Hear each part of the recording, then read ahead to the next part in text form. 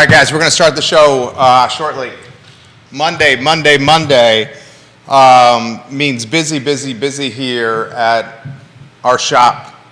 I Love CVille. The network is humming with content. Our B2B business is humming on a Monday. A lot to cover on the show. We had the headlines on screen already, J-Dubs? Yeah. Nicely done. Good work, Judah. Look at the screen. Here's what we're going to be talking about today. Today's a big day for a Monday in town. Chief Kotchis is going to have his town hall meeting today. And in the town hall meeting today, he is going to discuss the ways his police department, or the strategies his police department are going to utilize to stop gun, gang, and drug violence in Charlottesville City. It's a 6 o'clock town hall, less than half a mile away from where a daytime murder happened last week. As we predicted on the show, we predicted this would happen. Activists are now starting to speak up against policing districts. 10th and Page, one policing district. The UVA Corner, another policing district. And Fifeville, another policing district. Nakia Walker, the former mayor in particular, had some explosive commentary on social media about policing districts. We'll talk about that explosive commentary today on the program. Also on today's show, we'll talk about the lasting legacy of Terry Holland. Terry Holland, unfortunately, has passed away. He died Sunday at 80 years old. His legacy, a significant one. Terry Holland, as synonymous with UVA basketball as Tony Bennett, as Kie Clark, as Ralph Sampson. We'll talk Terry Holland's legacy today on the show. I want to talk about a Twitter beef.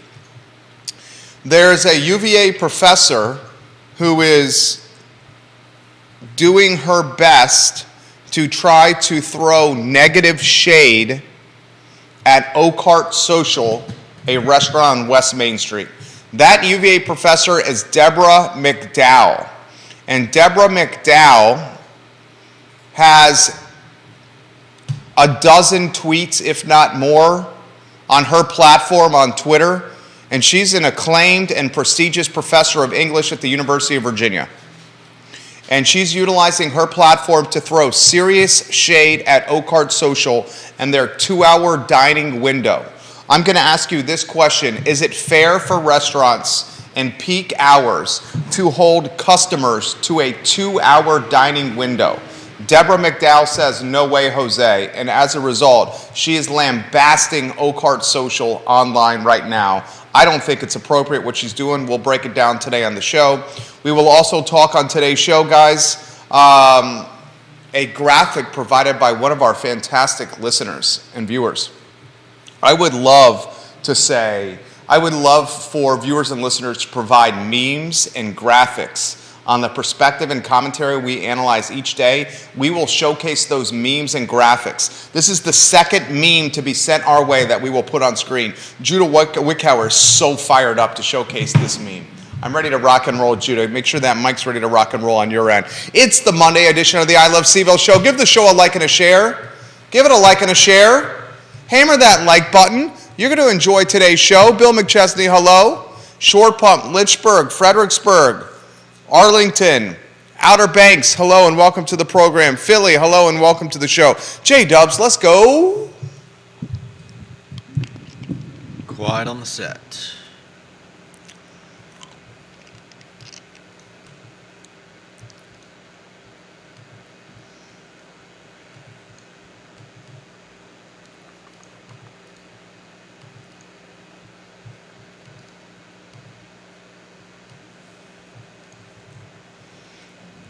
Good Monday afternoon, guys. My name is Jerry Miller. Welcome to the I Love CVille show. Thank you kindly for joining us live on every social media platform. Presented today by the Clifton and Keswick. Get there, enjoy dinner, enjoy happy hour, a night stay, weddings, events. The Clifton and Keswick, magical. Seriously, guys, destination place for dining and happy hour. I've enjoyed it firsthand. You will love the Clifton and Keswick. Today's show is full. And I want you, the viewer and listener, to join us in the discussion by offering your thoughts and comments in the comment section, and I will relay them live on air. You legitimately will shape the discussion of today's show. We had a valuable, very valuable viewer and listener sent us yet another meme for topic matter on last week's programs. And this meme was a graphic created by the viewer and listener's son. Deep Throat's son created a graphic that literally had me laughing out loud, and Judah Wickower laughing hysterically this morning in the studio. We'll give you a little tease by flashing this graphic on screen. I want you guys to meet Jim Freeze, the head of Neighborhood Development Services. Judah Wickower, do you have the meme to put on screen? The head of Neighborhood Development Services, Jim Freeze. A meme There it is. created by a viewer and listener's son. I'll break down this meme on the show a little bit later. The second meme created in as many weeks by a viewer and listener, two different ones. This particular one I found absolutely hysterical. Jim Freeze, his alter ego, Mr. Freeze, his superpower, the Freeze Ray. He works on citizens, the Freeze Ray, and not developers. Jim Freeze is one of the guys, and Jim, we kid because we care. I really hope you're not angry with us for having a little fun. He's one of the guys in Charlottesville City Hall that's driving upzoning through. The irony is Jim Freeze lives in Albemarle County in an HOA neighborhood where upzoning can never happen. So here you have a city employee pushing for more density in Charlottesville, but then retreating to Albemarle County to an HOA neighborhood where density will never, ever, ever be a reality because of HOA documents. We'll break down this meme later in the program and show the first meme ever sent to us by another viewer and listener. All right, guys, today's program is loaded. If you go back to a one-shot, J-Dubs, we'll talk Terry Holland, who passed away on Sunday, 80 years young. Terry Holland, his legacy, so long and lasting. So long and lasting. A basketball coach, an athletic director, a guy who's gone to Final Fours, 9 NCAA tournaments in 16 seasons, died on Sunday at 80 years old. He was diagnosed with Alzheimer's in 2019. He recently was in a memory care center of a senior community. His wife, Ann, we saw when Tony Bennett became the all-time wins holder in UVA basketball history. She was in attendance. Many wondered why Coach Holland was not. We now know not in the best of health. For decades, this guy, either at Davidson College or at the University of Virginia, was making positive things happen. He was an assistant coach, a head coach at Davidson, before Gene Corrigan hired him in 1974 to be the men's basketball coach at the University of Virginia. Mr. Holland, Coach Holland, left coaching in 1990, just before he turned 48. And became an athletic director at Davidson. Then he returned to UVA as an AD in 1994, a position he held for 7 years. His legacy in basketball and athletics at Davidson and at the University of Virginia is in a lot of ways the most accoladed, prestigious, and lasting. Holland at Davidson, Steph Curry's alma mater, and here at the University of Virginia, excellence followed him. High character stories are in abundance about him at these two institutions.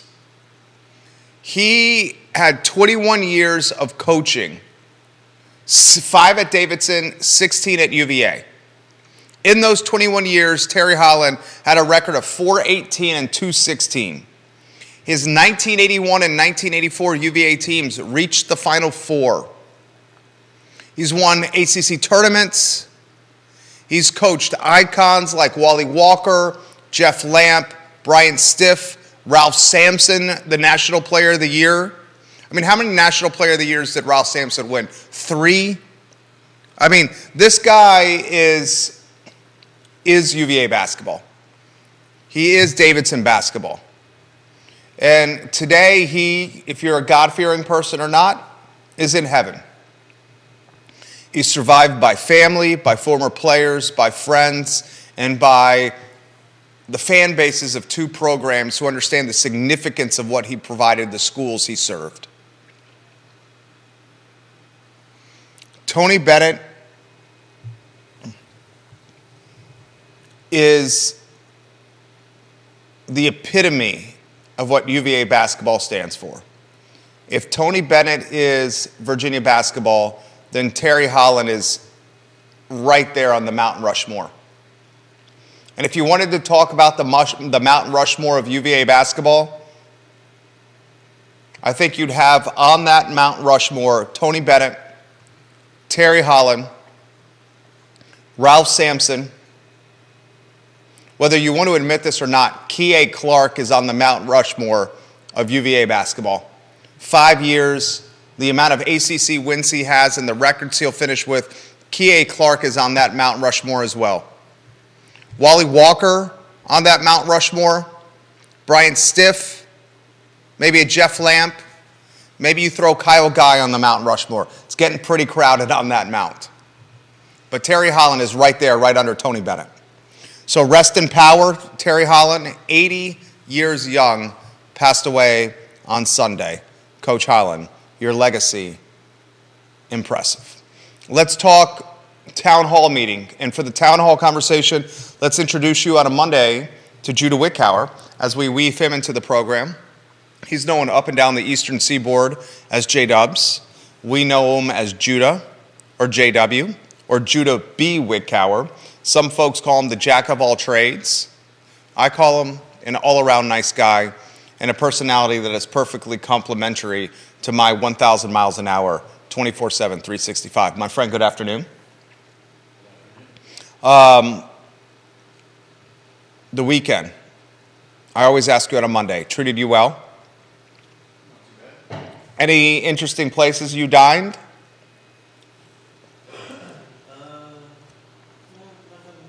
Nothing of merit?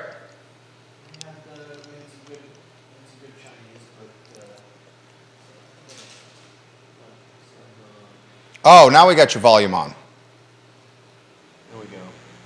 Yeah, nothing too spectacular. We had a good lunch at a local Chinese place, and my dad's just I guess he can't get enough Chinese. We're going to Chinese pretty much every weekend. So. Okay, Chinese food for the Wickhowers. 6 o'clock tonight, Town Hall, Chief Michael Kochis explaining to the community about 3 policing districts, 10th and Page, Fifeville, and the UVA corner. We're going to immediately relay, well, I won't say immediately, but within minutes, we're going to relay to you what Nakia Walker has to say about policing districts. Nakia Walker's not happy. In fact, journalist Jordy Yeager also had some tweets that alluded to racial profiling. First, the town hall meeting today at 6. What do you want to see from the police chief? I have some ideas of what I want to see. What do you want to see from Kochis today at 6? I just want to see more of the same from Kochis. I think he's been doing a good job so far. I appreciate his getting out and meeting with people, talking with people. I think he's been pretty, at least he seems to me to have been pretty transparent in what his plans are and what he's doing and how he's taking action to take care of the problems that we're seeing right now. So I'm less worried about what he does and just hoping to see continued wisdom from him. I think Kochis, for being on the job for less than 2 months, has done an admirable job. I agree. Kochis is communicative. He's transparent. He's living in the 10th and Page neighborhood. Mm-hmm. He's going door to door of 10th and Page. I think he's going door to door of 10th and Page to communicate with homeowners and tenants in neighborhoods that are at risk. of gun and drug violence, gang violence. I also think Kochis is doing this to secure political capital. So when Michael Kochis today at 6 tells a town hall that the neighborhood wants him to police the neighborhood at a greater clip and frequency, he's able to utilize that almost as leverage to combat what the activists are going to say. And Nekiah Walker, say what you want, she's an activist. We saw what happened when you put an activist on council on the dais. It caused dysfunction. That being said, there's a role for activism in this community. And Nekiah Walker has some really nasty things which we will relay to you about what Michael Kochis and the Charlottesville Police Department is doing with these 3 policing districts. Kochis is able to combat that nastiness by saying, the neighborhood wants this. I asked them firsthand, what would you like to see from the police department? And the residents in the neighborhood are saying they want more boots on the street, more patrols in the street, and more officers with invisibility. He does this to listen to learn, but he also does this for political capital. He also does this for political capital. Nekiah Walker, let's read what she put on Facebook when it came to these 3 policing districts. Judah, where do you want to begin with this? And folks will say, look, she's out of office. Why are we still talking about her?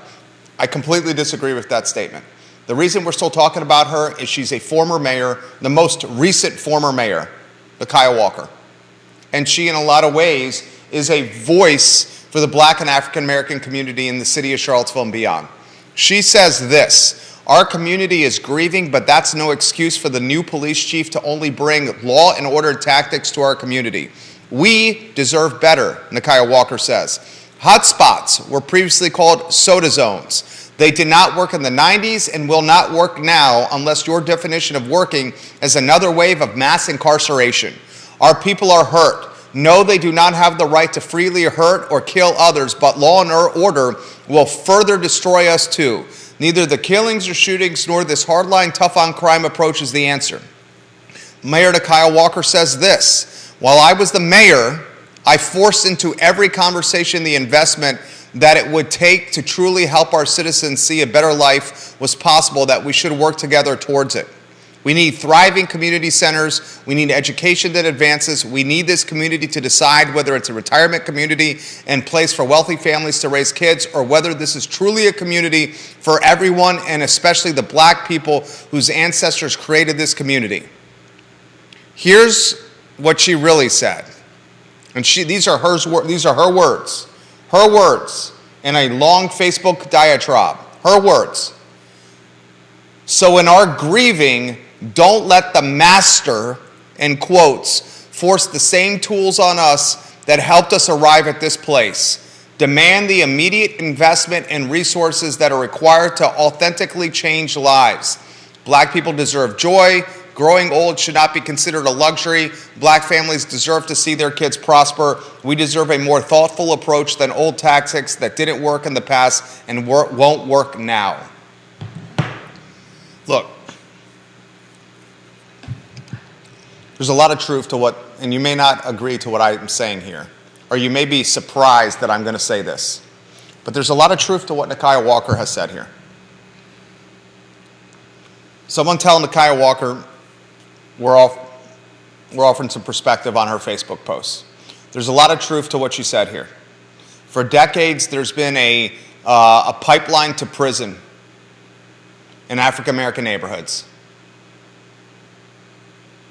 And part of that pipeline to prison for decades has been systematic racism. And one aspect of systematic racism is essentially police profiling. Police profiling. And you can make a legitimate argument that these 3 neighborhoods that are being created by the Charlottesville Police Department, 10th and Page, Fifeville, and the UVA corner, are police profiling. You can make a legitimate argument. They're doing extra patrols in these 3 neighborhoods and not anywhere else in the city, and they're doing it because they've profiled that violence is greater in these 3 neighborhoods and not elsewhere in the city. So they're going to put more eggs in a basket to police these 3 neighborhoods to prevent violence from happening. It's profiling. It's profiling. It's profiling. That anywhere you slice it, that's profiling. I'll get your perspective here in a matter of moments. Here's the difference. And this is why Michael Kachis did it. He walked the neighborhoods, and they said they wanted this. They're scared.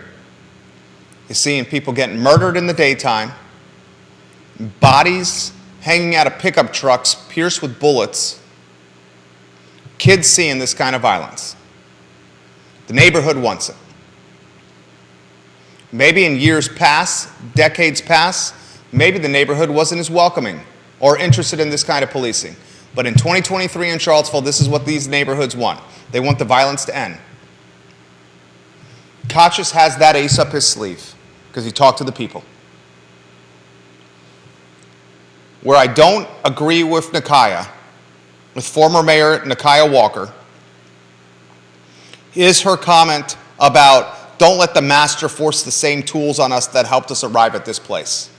That's not what this is, Nakaya. This is what we hope is a short sprint, a short window of aggressive policing to kibosh violence.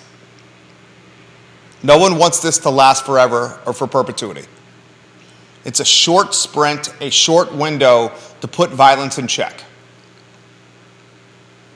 And to allude to, don't let the master force the same tools on us that helped us arrive at this place, that ain't right. It's inflammatory. That's inflammatory. And it doesn't, She's stoking the flames. I don't think it adds to the discussion. Exactly my point. Said it perfectly. Jump in here, Judah Wickower. I agree with you. And I agree with a lot of what she says in here. I don't like the way she starts, talking about the new police chief only bringing law and order tactics to our community. Excuse me. And I think this ties into what's going on in the downtown mall, and it ties into what's going on in our schools, and it's the fact that something has to be done. Well, we talk about people with issues on the downtown mall, and yes, a lot of them need help. But when you start verbally abusing people and threatening people with violence, I'm sorry, but you take it out of the hands of the good-natured people that want to help you, and you put it in the hands of somebody that needs to do something about you before you hurt somebody. And the same thing with kids in schools. They may need help. They may need programs. I don't know what some of these kids need, who are getting in trouble doing various things. We don't need to get into it, but ultimately, if nothing's being done, then someone has to do something. And it's the same thing going on right now. Yes, I agree with some of the things she talks about. We need Which parts? Which aspects? We need thriving community centers. We need education that advances kids so that they're not going out on the streets and getting involved in stuff like this. I agree with those things, but it's not Michael Kachis' job to do those things. And if they haven't been done now, somebody needs to do something about people shooting up our streets and murdering people. And that is what the police are singularly good at, is tracking down this kind of stuff. And so until we as a community start getting in place the kinds of things that will keep young men and possibly women from getting into these gangs, drugs, guns, until we can stop what we've been seeing, we need the police, and we need the neighborhoods straight up want it. The neighborhoods are straight up asking for this. Kachis spent weeks on the job, walking and talking, shoe leather, on the streets, speaking with folks. They want this. They want this. That's why he legitimately did this. To listen, to learn. And also, when the naysayers were going to come out on his policing style, to say, not so fast, my friends. This is what the neighborhood wants. And Kachis can play the game. So far, I've seen him been able to play the game. Look at what he's done strategically. The walk and talks, the town hall, moving into 10th and Page. Look at the effort the social media platforms have had since he's taken the job. The police department page on social media, their channels, is completely revamped the strategy. The strategy they're using now is humanizing, personalizing, and localizing the department. Yeah. They're doing profiles on people. They're treating the department as a brand. This is literally what we do professionally. What he is doing to the Charlottesville Police Department is humanizing it, localizing it, personalizing it. He's giving the department a life besides just being known as a shield. He's showing the people behind the department. He's removing the cloak of mystery, and he's offering a look into the lunchroom, the water cooler chatter. And a lot of people would be scared to do this if you're the police chief, because you would be thinking, what skeletons will come out if I do this? Especially in a community like Charlottesville that has such a fractured history with its police department. The history with Charlottesville police in this community, especially since August 12th, 2017, A12, is fractured. He's trying to make that relationship healthy again. In this town hall meeting, where a chief is going to go in front of however many people show up at 6 o'clock today, at a church less than half a mile away from a daytime killing last week, how many police chiefs would have done this? Do you think Brackney would have done this? No. Al Thomas didn't do this. I think Longo would have done this. I think Chief Longo would have done this. And I said on this talk show that the activists were going to come out after this policing district strategy got into the news cycle, and it got into the news cycle after we talked about it all week on the show. And then after it got into the news cycle after we talked about it all week on the show, who's the biggest activist in Charlottesville? Is it Nakaya? Is it Tanisha Hudson? Is it Jordy Yeager? It's one of those three. Maybe Jeff Fogel, the attorney, is the biggest activist. It's one of those four. I don't like the aspect of Nakaya's commentary where she spun the narrative into, how do you characterize her spin? I think it looks for the worst in people. She spun a narrative into the absolute worst case possibility, as you just said. And sadly, I think that's what we often see from cops is seeing the worst in people, which is why we have so many, which is why you see, example after example of cops doing the wrong thing in cases across our country, and we all need to be better than that. The cops and those that criticize them. We can't just look for the worst in others, because I don't know, you're going to find it. But in this case, I think that Michael Kochis is... He's got no choice. A third of his department is empty. Yeah. He's got no choice but to do this. You know what Michael Kochis is doing? He's doing the best he can with what he has today. Yeah, I agree. And the reason I don't like your use of the term profiling. So, okay, let's go down this road. Do you not think this type of policing is profiling? No, I don't. Okay, explain why. Because it's common sense. Well, we know the phrase Look, common sense. No. We've heard from viewers and Think listeners about that it. we utilize common sense too much. You use common sense too much. I mean, you're using it right now. Yes, but I don't use it. A lot of folks would say this is not common sense. But I don't use it too much. Okay. And my reasoning for it being common sense is that he's focusing on areas where there has been increased amounts of gun violence. I mean, that's if you're walking. That seems like common sense to me. If you're walking down the street. Seems like common sense to me. If you're walking down the street and you cross the street because someone of a different skin color is walking towards you, that's profiling. If you're walking down the street and you see a guy swing a gun around and you cross the street, that's common sense. All right, let's do this. Viewers and listeners, Lonnie Murray, Bill McChesney, Kevin Higgins, Vanessa Parkhill, Anonymous in Deep Throat, Scott Aaronworth, Vanessa Parkhill, John Blair, Albert Graves, Grayson, is selecting 3 neighborhoods in the city and increasing foot patrols, plainclothes officers, and vehicle patrols in these 3 hotspots, neighborhood profiling, police profiling. We're arguing schematics here. We're basically in agreement. We are in agreement. We see this as common sense in the right policing strategy, especially since Kochis, his department is a third empty. He does not have a full staff, so if you don't have a full staff, how the hell are you going to police the city completely equitably?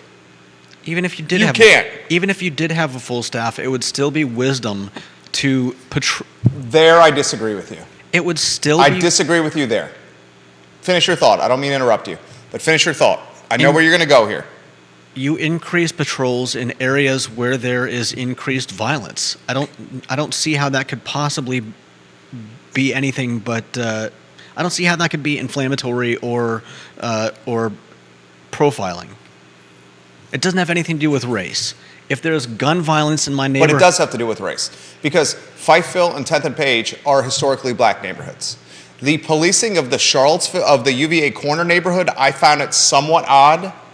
And why I found it somewhat odd is because the university has its own police force, and the corner is part of the university territory. Yeah. I understand why they included the university corner in one of the 3 neighborhoods, because if UVA starts facing crime, then this is going to start really concerning parents of UVA students, and that's a Pandora's box that no one wants opened. Yeah. 60,000, or excuse me, how many? Call it 30,000 with the graduate programs and the undergraduate programs. 30,000 sets of parents, angry as all get out. It's going to be rich parents across the United States. It would be a PR and branding nightmare, and it would be terrible news for the city, and it would be regional and national news undoubtedly if violent crime started happening on the UVA corner, which is basically UVA grounds. What I found odd about the UVA corner being included as one of the policing districts was the fact that the university has its own police force, and you would think that would be Tim Longo's team's jurisdiction. That's what I found odd. Furthermore, a lot of the violence has not happened at the UVA corner. There was that shooting outside Boylan Heights, and that shooting outside Boylan Heights involved some locals and not students, but for the most part, the UVA corner has been compartmentalized from gun and drug violence. Where we've seen it is 10th and Page, Fifeville, and downtown South. People call it what, that 6th Street neighborhood? I mean, that's almost part of Fifeville. What, downtown South? Yeah. I don't say that. They're a stone's throw from each other. Fifeville does not cross, what road is that? Is that Ridge? I know that they don't connect. Is it Ridge, though? I'm just saying they're so close, it's almost... I mean, in fact, when I pointed out that that the area that you're talking about was part of what was it, northern downtown, everybody disagreed. Well, it doesn't have a brand. It could be the Ix neighborhood. It could be 6th Street neighborhood. It could be, I think anything. But there is an actual map of all the neighborhoods in Charlottesville, and that's where the area you're talking about is. It's a part of northern downtown. This is what Lonnie Murray says. But it's stone's throw from Fifeville, so I can understand why. I can understand the possibility of why you wouldn't include it as a separate neighborhood. Bill McChesney, the mayor of McIntyre, says, being local, I may have picked more areas than the 3 he picked. Lonnie Murray, the king of the environment, says this. Regarding the patrols, it depends greatly on how the patrols are being done, Lonnie says. If it includes more community engagement and interaction, that's a good thing. If it's only more people getting stopped and arrested, then that's just profiling. I agree with that. I agree with that. If this policing ends up being arresting folks that are perceived to be loitering are hanging out outside Yeah. or chilling on stoops or the curb or That's- just hanging out. That's profiling. I agree. That's bad news. I agree. That is completely bad news. But if this is the type of policing where you have more boots on the street that is communicating with residents, trying to get the scoop on what's happening, that's not bad news. And Nakaya immediately jumps to this being this kind of profiling you see in like The Wire, the HBO show The Wire. And I think we have to give Kachis the benefit of the doubt. Yeah. So far, he has proven to us to be honorable, communicative, transparent, honorable, willing to listen to learn. He's proven it to us. We have to continue giving Kachis the benefit of the doubt. If the policing turns into stopping and frisking, an arrest for standing outside, then I understand the problem. Yeah. The community should have outcry and outrage. But he hasn't given us an indication that's what's going to happen. Yeah. Exactly. Deep Throat says, I would say profiling relates to the individuals you stop. Yeah. Profiling means coming to Greenbrier and stopping and hassling any young black man you run into. Simply allocating more patrols to places that have a record of more crimes being reported is not profiling, at least assuming the profiles aren't there to do stop and frisk of young men willy-nilly. We're all in agreement here. I agree.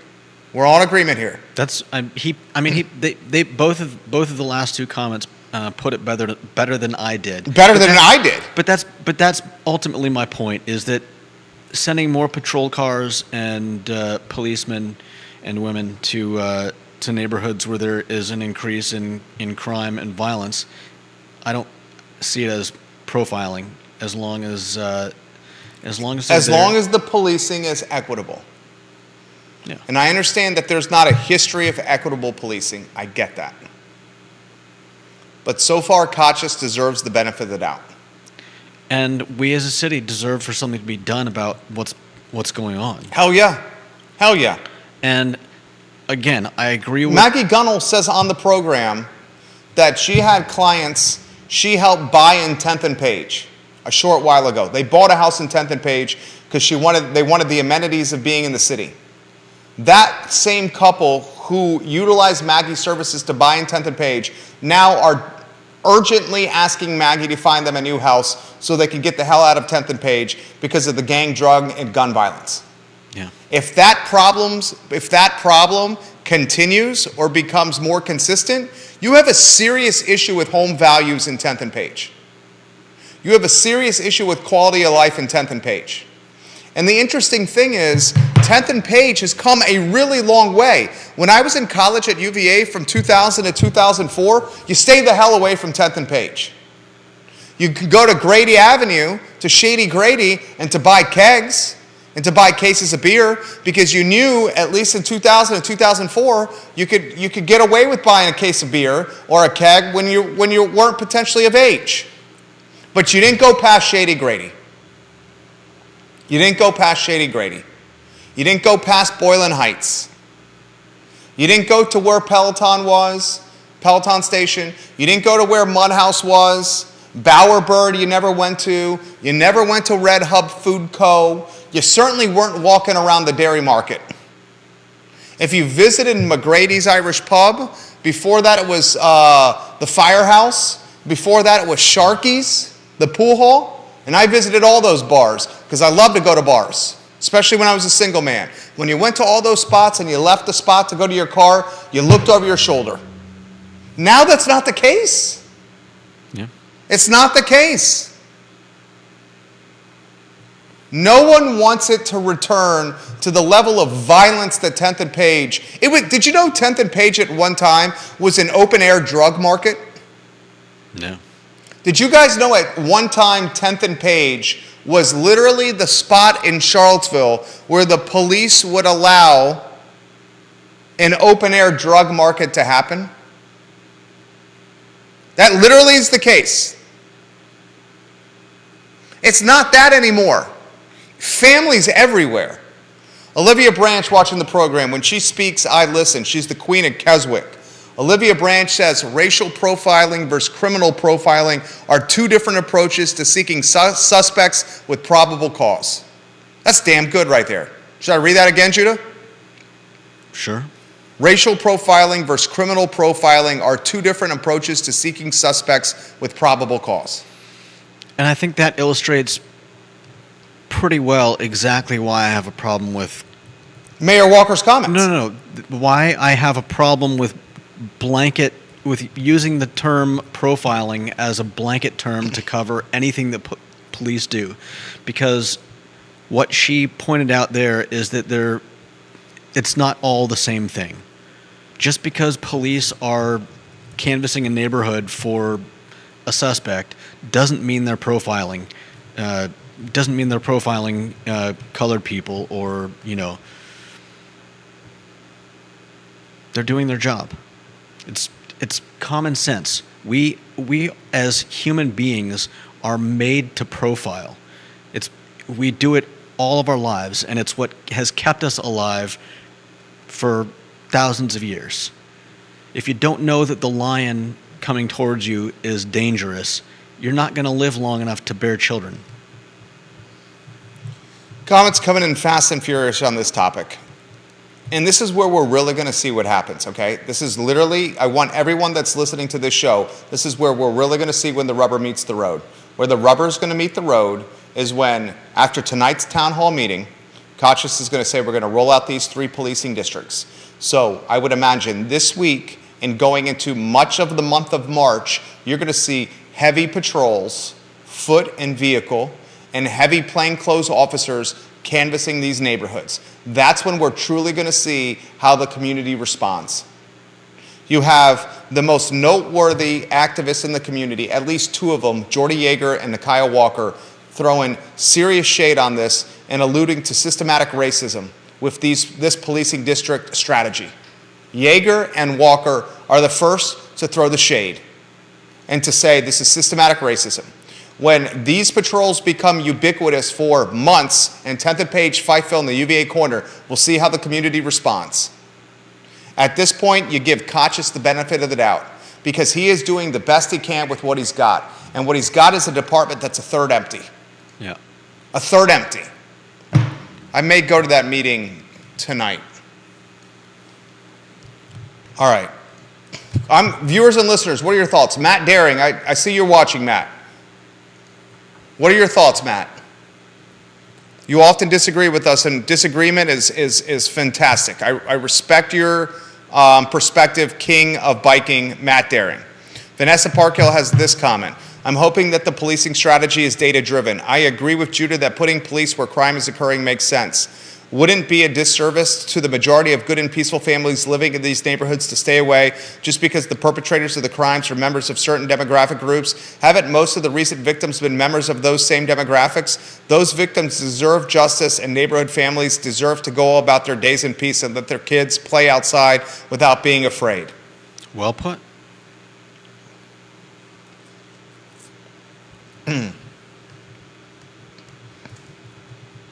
If you're, and I'm told the police chief listens to the show, heard it from multiple people, listens to the show in replay, I've heard it from multiple people. He should listen to the show. He's been one of the hot topics of the show over the last 30 days.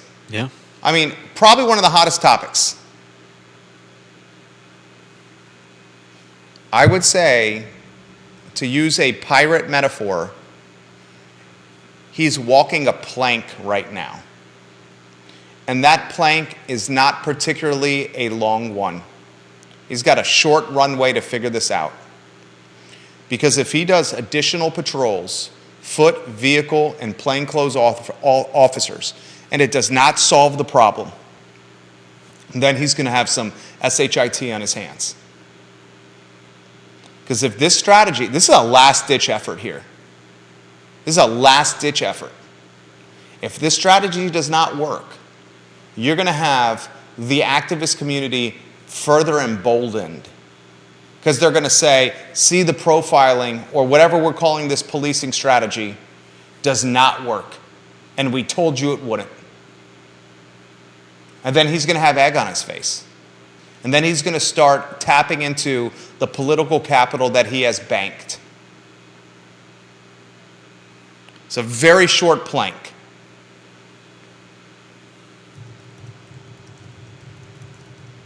All right. 6 o'clock tonight. I personally am looking forward to it. Janice Boyce Trevelyan, welcome to the show. We love when you watch the show, JBT. Scott Aaronworth says Pure Velo is over there. I love that area. Bill McChesney says Fifeville is in the borders of south of West Main, Rich Street, Cherry Avenue, and JPA. It's a good description of the parameters or the perimeters of Fifeville. Thank you, Bill McChesney, JBT, and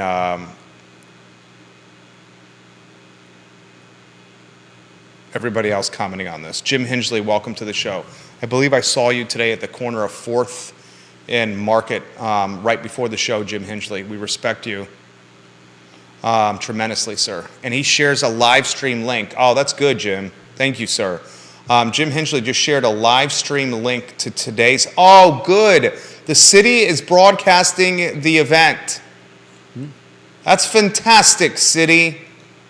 He's sharing a Boxcast link. Jim Hingley. Jim Strong. I'm responding to him. Thank you. I'm sending him a DM. I'm going to share this link in the comment section of my feed. Comment section of my personal page. We respect you tremendously, Jim. Thank you. I just shared it. It's the comment section of my page. Maria Marshall Barnes, welcome to the program. All right, next topic. Oakheart Social is catching fire right now on Twitter. It's catching fire right now on Twitter from a UVA professor. The UVA professor that's shooting cannonballs and machine gun fire, and it's proverbial, it's metaphorical. Shade on social media is what I'm talking about here. Nastiness on social media. Her name is Deborah McDowell. And Deborah McDowell, Deborah E. McDowell, her handle at DEM8Z. At DEM8, the number Z is in zebra. She's a professor of English at UVA. She's also a professor within the Woodson Institute, which was founded in 1981. The Institute promotes interdisciplinary and collaborative research and the interpretation of the African American experience globally. She had a recent poor experience at Oakheart where she went with out-of-town friends. She says on Twitter she routinely hosts out-of-town people through her position professionally at UVA as a professor. Yeah, they have to wine and dine people. That's certainly happening. And while at Oakheart Social during peak dining time, I think it was a Friday night, she was asked to leave by Oakheart Social because they surpassed their 2-hour dining window. After what was about a dozen tweets, I jumped in the thread. And I generally don't jump into threads with strangers. But I jumped into the thread and I said, Professor McDowell, it says clearly on the website, on Oakheart Social website, on their reservation platform, that if you are going to eat during peak dining hours, reservations for two people are for 1 hour only. 1 hour and 45 minutes. Excuse me, 1 hour and 45 minutes. Thank you, Judah.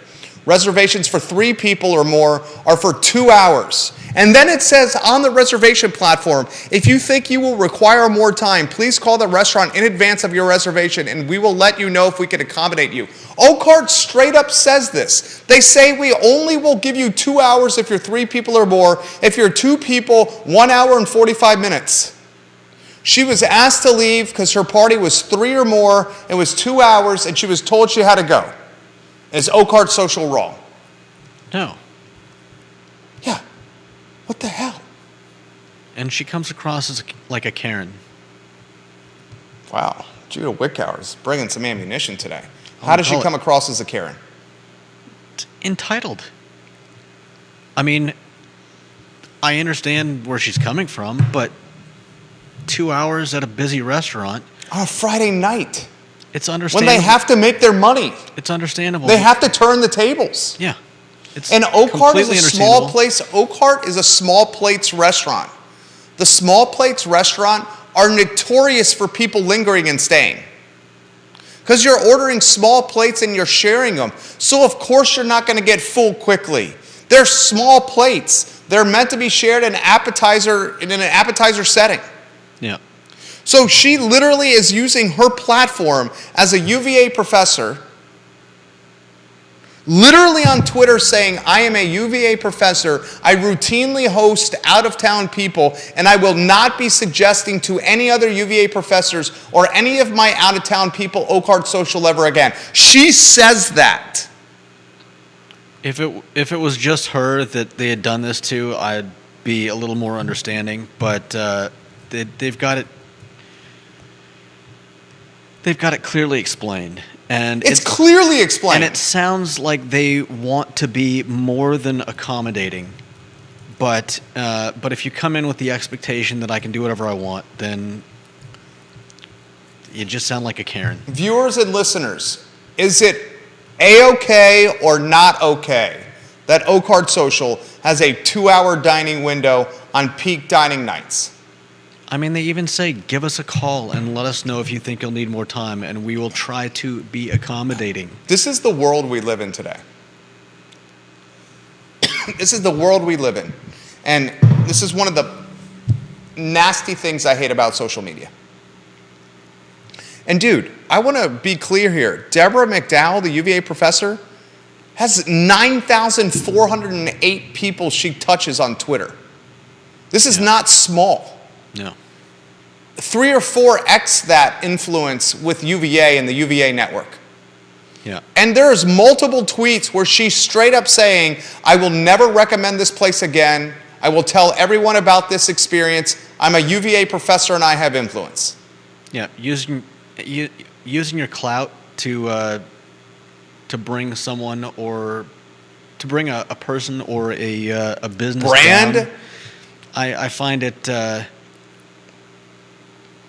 Well, you just called it. You just said what it was. Yeah, but I find it distasteful. I mean, should UVA get involved? Should UVA get involved? Does UVA have any kind of... Well, no. So this is not UVA's fight where UVA's brand... No. She's bringing UVA into the thread by tagging UVA and saying she's utilizing her influence as a professor at UVA to never send her network of people to this restaurant again. Should UVA be like, dude, what are you doing bringing us into this? That's one of the issues I take with Matthew Gillikin that's on Twitter. He's a socialist, Matthew Gillikin. He's constantly nasty and knocking the University of Virginia. He's employed by the University of Virginia. He pays his mortgage and his bills and keeps family alive through the University of Virginia paying him. Yet, once or twice a week, it's nastiness about what UVA is doing horribly for this community. If they don't mind, I'm not sure why we should. In this case, I don't like the hypocrisy of condemning someone for being cancel culture-y and then trying to do the same thing to them. Explain that. I mean, we're talking about her using her clout to potentially close a restaurant because they wouldn't let her sit down for long enough on a busy night. And you're suggesting that we get UVA involved and potentially cost her job. I don't like the hypocrisy of turning around and doing the same thing that you dislike someone else doing. And comments are coming in fast. And I always try to identify those moments in myself before they happen. Well, I mean, you cut to the chase. I say this genuinely. You're one of the best people I know. Thank you. I sincerely mean that. You're consistent every day with personality. You're thoughtful. You're kind. You're empathetic. You live life by the golden rule. I swear, I sincerely, and I think you already know I'm being sincere here. You are one of the best people I know. You're pure-hearted. Thank you. I don't know about that, but You are I don't think I've ever seen you do something intentionally nasty? It's because I can too easily see someone else doing that to me, and I can't abide being the kind of person that I would despise. He's a pure-hearted person. Comments are coming in fast and furious on this. Dylan Rules says this. Dylan Rules, I've really appreciated you watching the show of late. And Dylan's rule is a zing at the Commonwealth of Virginia being a Dylan Rule state. So Dylan's rule, his Twitter handle, is a zing at UVA, basically the fact that the jurisdictions don't have a ton of autonomy without Richmond giving them said autonomy. Yeah. He says, Jerry, you literally owned her on that thread. I just viewed the thread and she comes across as entitled. Good on you for exposing her lack of attention. And then he says this, does she have hours on the classes she teaches? What if her students said, we want you to teach an extra hour today, even though the syllabus only lists the class for 1 hour? It's a good comment. Yeah. Albert Graves, Miss UVA professor better watch that slander suit. I don't know if it's gotten to the point of slander with what she's doing, but I straight up sent her a screenshot of what they have on the reservation platform that says, these are the time constraints. Yeah. Warrior AG, Albert Graves, you make this program better, sir, with your comments and by sending us ideas. Deep Throat, don't wrestle with the pig. You only get dirty and the pig enjoys it. My over-under on the number of diners deterred by this is maybe 5 of 20. If it's 5 of every 20, that's substantial. Yeah. I mean, that's 1 in 4. But I think I know what he means. Carol Thorpe says, I'm with Judah. Professor Karen is in the wrong. Hopefully she'll be judged such by the majority of her followers. That's why I had to jump in on the thread. I thought how I jumped in was respectful. Did you read it?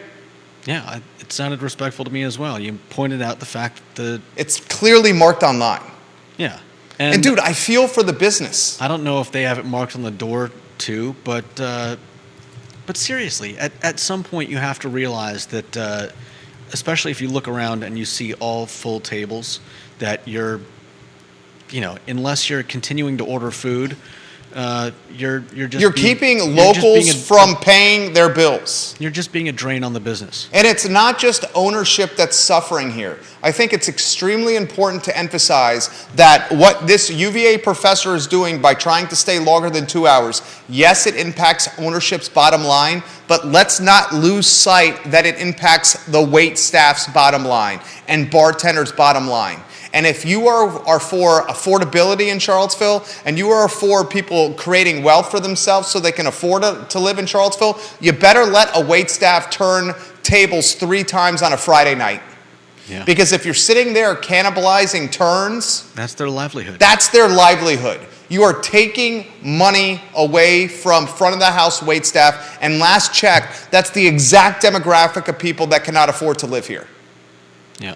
So while you're making this about Oak Heart Social, Professor McDowell, what you're really doing is you're taking money away from waitstaff. Yeah.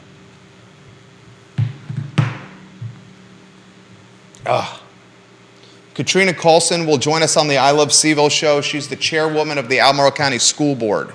She's running for delegate. Right now we are looking at either Friday, March 10th or Tuesday, March 7th for Katrina Colson on the show. Someone let Katrina Colson know that I'm giving her props on the program here in a positive light. Chairwoman, Albemarle County School Board, running for delegate, trying to replace Sally Hudson in Richmond.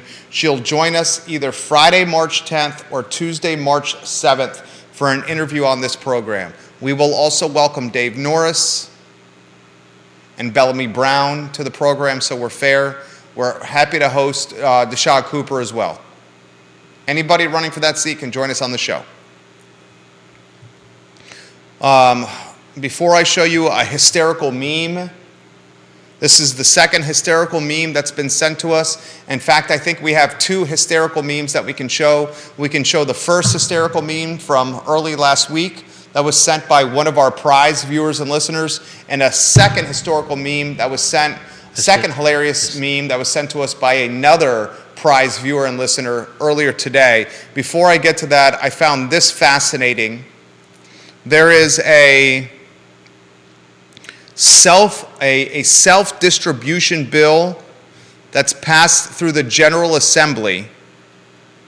And this bill will give breweries the ability to self-distribute a select or a limited amount of beer. This is from Richmond BizSense. Great website, Richmond BizSense. I think the URL is richmondbizsense.com. Now that the General Assembly session is over, it looks like it'll be a matter of when, not if, Virginia breweries are able to self-distribute their beer. The Beer Industry Limited Distribution Act, a bill that would clear the way for Virginia breweries to sell a limited amount of their beer directly to retailers and restaurants annually, is headed to the desk of Governor Glenn Youngkin to be signed into law. Under Virginia's existing three-tier system, breweries have to first sign with the distribution company, which then sells the beer to retailers and restaurants. The new bill, House Bill 2258, would create the Virginia Beer Distribution Co., which would be the legal mechanism through which breweries could self-distribute up to 500 barrels, 1,400 kegs of their own beer each year. I'm all for this. Anything that takes government interference out of the way of small business, I'm a huge proponent of. Involving government into the sale of booze and alcohol is an effing travesty. One of the most archaic forms of government is ABC and the fact that government is controlling the sale of liquor in our Commonwealth. The fact that distilleries and breweries cannot distribute or sell their product directly to consumers in total capacities is an archaic way of looking at things. It's absolutely archaic. I should be buying my Ragged Branch, my Eagle Rare, my Blanton's, my Johnny Walker Blue. I should be buying anything I want directly from the provider. And I would expect Glenn Youngkin's going to make this a reality with his business background. Lastly, we're going to show you a meme that was sent to us by one of our favorite viewers and listeners. This meme was created by his son, who I believe listens to the program, or perhaps hears his dad talk about the program at the dinner table. This meme, is it on screen? It is now. This meme is a little playful jab at Jim Freeze, the head of Neighborhood Development Services at Charlottesville City Hall. He's the Director of Neighborhood Development Services. Jim Freeze is one of the people that is pushing upzoning through in the city of Charlottesville.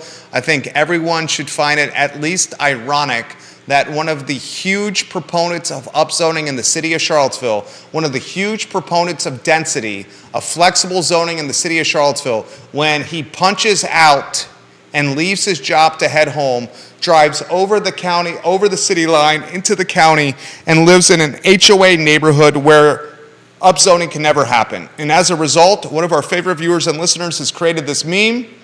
The name of this superhero is Mr. Freeze. His superhero powers are the Freeze Ray. And the Freeze Ray works on citizens but not developers. Mr. Freeze's vulnerabilities are logic and statistics. Mr. Freeze's favorite place to live is an ice castle, an HOA neighborhood fortified by HOA covenants. Mr. Freeze's nicknames are the bureaucratic bulldozer and the squire of Dunmora. This is a pretty hilarious meme. Yeah, no doubt. This is hilarious. Let's put the first meme ever sent to us by one of our viewers and listeners. Viewers and listeners, send us memes. We want your memes. We will show them on screen. There's a fine line with the memes, though. It's a fine line of what can be shown and what cannot be shown. I think Mr. Freeze is within that line. I think this other meme that was created by one of our favorite viewers and listeners is within that line as well. Do you have that on screen? I do now. Look at the screen. Look at the screen. Look at the screen. Which meme is your favorite? My favorite? I mean, if it's You got to keep the clown meme on screen because it's out of these two, I got to go with the clown. Okay, I'll go Mr. Freeze because you're going the clown. I'm going Mr. Freeze is my favorite. Why is the clown meme your favorite? It's more broadly applicable. It's not directly targeting one person. Oh, see, Juder's so pure-hearted. The one thing that made you a little uncertain about the Mr. Freeze meme was because it was specific to one person. And dude, trust me, I know what it's like to be in the crossfires of memes. Yours truly, and you know I do. I don't dislike it. I mean, a kid created that. Obviously, the kid created that with the benefit of some guidance from his father. Yeah. But come on. Yeah, I honestly don't have a problem with it. It's not. It's more. I feel like it's got a good heart. It doesn't seem. What's the word? Nasty. Doesn't seem mean. Yeah, it doesn't. Not mean. It doesn't seem mean-spirited at its all heart. Right, all right. It's making me feel bad now. I don't think Jim Freeze feels bad about this meme. I've heard from his colleagues that he's been made aware that he's been the talk of the I Love CVille show over the last 3 days. And that's one of the reasons Katrina Carlson's coming on the program. She heard we mention her name after the school board meeting last week and on Friday and reached out. Yeah. And we love hearing people's takes. I promise anyone, and Judah can vouch for me on this, anyone that comes in on this talk show, even if I vehemently disagree with you, you got a fair shot at an interview here. And to put it in perspective, Nakia Walker did an interview on set. There's no one that I have clashed with from a perspective standpoint more in the history of the I Love CVille network than Nakia Walker, and Judah would agree with that. And she came on the show, and she did an hour-plus interview with us. And I think she would have said it was a fair interview. The before and after the show was a little bit awkward, but the show itself was fine. The king of cider is watching the program, Todd Raff, the owner of Blue Toad Hard Cider in Nelson County. He says, luckily, cider is under the Virginia Wine Act. Virginia Wine Distribution Company, VWDC, was set years ago. Great to see beer get one. Makes sense since distributors seem to be minimizing brands so they can focus on the Big Five and take those bonuses they get from selling the Big Five. That's a strong comment. Yeah. It's a strong comment. How is the little guy going to survive the death of 1,000 cuts? Yeah. The guy who gets screwed here is the little guy with this distribution barrier to entry. Right. Giving the little guy an opportunity to make money within the honest hard work of his or her trade is the right thing to do. Mm-hmm. Unless we want just big box brands to dominate each category of business. I don't want that. Do you want that? Proliferate and... I don't want the proliferation of big box brands in every category of business. Yeah, and if we don't start limiting some of this bureaucratic red tape, the small business owner is screwed. And the UVA corner is a perfect example. I'm hearing through the grapevine, and I can't say which one, I'm hearing through the grapevine that one of the most iconic bars and restaurants that is still left standing on the UVA corner will close this spring. One that will blow you away if this scuttlebutt is true. Yeah. One of the most iconic UVA restaurants and bars currently left standing in this extremely expensive rental district is months away from closing. We are on the cusp of the University of Virginia corner being nothing but a proliferation of big box brands. Yeah. And that's sad. Who else can afford it? Who else can afford the rent? Who else can afford these inflationary times, these obscenely expensive labor times? Who else can afford the volatility and cost of goods? Who else can afford one of the most expensive rent districts in the city of Charlottesville? Who else can withstand the lack of spending of students who are not going as deep out of pocket on the corner as they once did? Because they have scooters and Uber and iPhones where they can learn about all of Charlottesville to spend their money at. University of Virginia students, when I was in college, we didn't leave the corner. Now they're on the downtown mall. They're at Midtown. They're taking Ubers to vineyards, breweries, to wineries. They're going to Carter's Mountain. It's not nearly as captive an audience. And because it's not nearly as captive an audience, the foot traffic, the volume of foot traffic ain't there like it used to be. Yeah. But the rents have still escalated like the volume is still there. And that's why we're seeing College Inn close, Michael's Bistro close. That's why we're seeing Little John's close. St. Martin's close. That's why we're seeing Chipotle open, Raising Cane's open, Starbucks open.